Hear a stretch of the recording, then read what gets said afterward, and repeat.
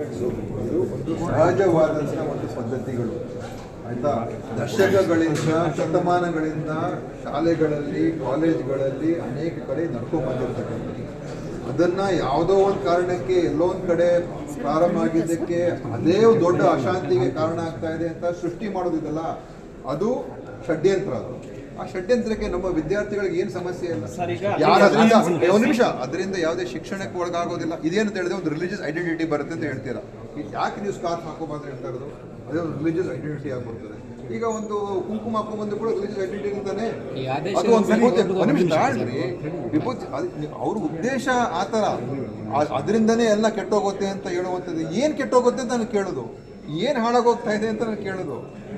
ಸುಮ್ಮನೆ ಹೈಕೋರ್ಟ್ ಕೂಡ ಆದೇಶ ಮಾಡಿ ವಿವಾದನ ಮೈ ಮೇಲೆ ಹೇಳ್ಕೊಳ್ತಾ ಅಂತ ಎಲ್ಲ ಆದೇಶ ಮಾಡಬೇಕಾಗಿತ್ತು. ಯಾಕಂದ್ರೆ ಇದು ಅವ್ರಿಗೆ ಎಷ್ಟೋ ಕಡೆ ಸಮಸ್ಯೆಗಳಿದೆ, ಹೇಳ್ಕೊಳಕ್ಕಾಗಲ್ಲ. ಇವತ್ತಿನ ವ್ಯವಸ್ಥೆಯಲ್ಲಿ ಪಾಪ ಅಲ್ಪಸಂಖ್ಯಾತರು ಏನಾದ್ರು ಹೇಳ್ಕೊಂಡ್ರೆ ಅವ್ರಿಗೆ ಯಾರು ಕೇಳೋರೇ ಇಲ್ಲ. ಅದನ್ನ ತೀರ್ಮಾನ ಮಾಡ್ತಾ ಇತ್ತು ಸರ್. ಹೈಕೋರ್ಟ್ ಕೂಡ ಅದೇ ತರನೇ ಸರ್ಕಾರದ ಆದೇಶವನ್ನು ಸುಪ್ರೀಂ ಕೋರ್ಟ್ ಪ್ರಕರಣ ಎಲ್ಲ ವಿದ್ಯಾರ್ಥಿಗಳಿಗೆ ಮುಕ್ತವಾಗಿ ಯಾವುದೋ ಒಂದು ಹೆಣ್ಮಗು ಅವರ ಒಂದು ಇದರಲ್ಲಿ ಹೋಗ್ತಾರೆ. ಈಗ ನೀವು ಜನವಾರ ತೆಗೆದಾಗಿದ್ದ ತಕ್ಷಣ ಎಷ್ಟು ಅಲ್ಲೋಲ ಕಲ್ಲೋಲ ಆಯ್ತು ಅಲ್ವಾ? ಎಷ್ಟಾಯ್ತು? ಒಂದು ಸಣ್ಣ ವಿಚಾರ ಅಂತ ಇಟ್ಕೊಳ್ಳೋಣ. ಆದರೆ ಧಾರ್ಮಿಕ ಆಚರಣೆ ಭಾಗ ಆಗಿತ್ತು, ಬಟ್ ಹಿಜಾಬ್ ಧಾರ್ಮಿಕ ಆಚರಣೆ ಭಾಗ ಅಲ್ಲ ಅಂತ ಹೈಕೋರ್ಟ್ ಹೇಳಿದೆ. ಅದು ಅದಕ್ಕೆ ಬೇರೆ ನೋಡಿ, ನಾನೇ ಕೋರ್ಟಲ್ಲಿ ನಿಂತಿಲ್ಲ ಆಯ್ತಾ. ಅದ್ರಲ್ಲಿ 108 ಅಂಶಗಳಿದೆ. ಆ ಕೋರ್ಟ್ ಆರ್ಗ್ಯುಮೆಂಟಲ್ಲಿ ಏನೇನು ಅಂತ ಇರುವಂಥದ್ದು ಬೇರೆ ಇದೆ. ಆದರೆ ಇವತ್ತು ನಮ್ಮ ವಿದ್ಯಾರ್ಥಿಗಳು ಮುಕ್ತವಾಗಿ ಓಡಾಡಬೇಕು, ಫ್ರೀಯಾಗಿರಬೇಕು. ನಮ್ಮ ಹೆಣ್ಮಕ್ಳು ಯಾರೇ ಇರ್ಬೋದು, ಅದು ಗಂಡು ಮಕ್ಕಳು ಯಾರೇ ಇರ್ಬೋದು, ಶಾಲೆಗಳಿಗೆ ಹೋದಾಗ ಇಂಥ ಒಂದು ಖಿನ್ನತೆಯನ್ನು ಅನುಭವಿಸ್ಬಾರ್ದು. ಯಾವುದೇ ಕಾರಣಕ್ಕಿರ್ಬೋದು, ಅದೇ ಅನುಭವಿಸ್ಬಾರ್ದು. ಮತ್ತು ಆ ಶಾಲೆಯ ಒಂದು ಶಿಸ್ತಿನ ಇದುವರೆಗೂ ಅದು ಅಶಿಸ್ತು ಅಂತ ಯಾವತ್ತೂ ಕೂಡ ಆಗಿರಲಿಲ್ಲ. ನಾವೇ ಕೆಲವು ವಿಚಾರಗಳು ಅಶಿಸ್ತು ಅಂತ ಹೇಳೋದ್ರಲ್ಲಿ ಅದು ಅರ್ಥ ಇಲ್ಲ. ಅದಕ್ಕೋಸ್ಕರ ಇದು ಸಮಸ್ಯೆಯನ್ನು ಖಂಡಿತ BJP ಅವ್ರು ಮಾಡೇ ಮಾಡ್ತಾರೆ. ಅದರ ಬಗ್ಗೆ ನನಗೆ ಗೊತ್ತಿದೆ. ಯಾಕೆಂದರೆ ಅವ್ರಿಗೆ ಇಂಥ ಇಶ್ಯೂಸ್ ಮೇಲೇ ಮಾಡಬೇಕು. ಅವರ ರಾಜಕಾರಣನೇ ಇರುವಂಥದ್ದೇ ಇದ್ರ ಮೇಲೇ, ಬೇರೆ ಇನ್ನೇನೂ ಇಲ್ಲ. ಅವರಿಗೆ ಅಲ್ಪಸಂಖ್ಯಾತರನ್ನು ಟಾರ್ಗೆಟ್ ಮಾಡೋದೇ ಅವರ ರಾಜಕಾರಣ. ಅವ್ರು ಹೇಳೋ ಪ್ರಕಾರ ಹಿಂದೂಗಳೆಲ್ಲ ಈ ದೇಶದಲ್ಲಿ ಅಸುರಕ್ಷಿತರಾಗಿದ್ದಾರೆ, ಹಿಂದೂಗಳಲ್ಲಿ ಭಯವನ್ನು ಸೃಷ್ಟಿ ಮಾಡೋದೇ BJP ರಾಜಕಾರಣ.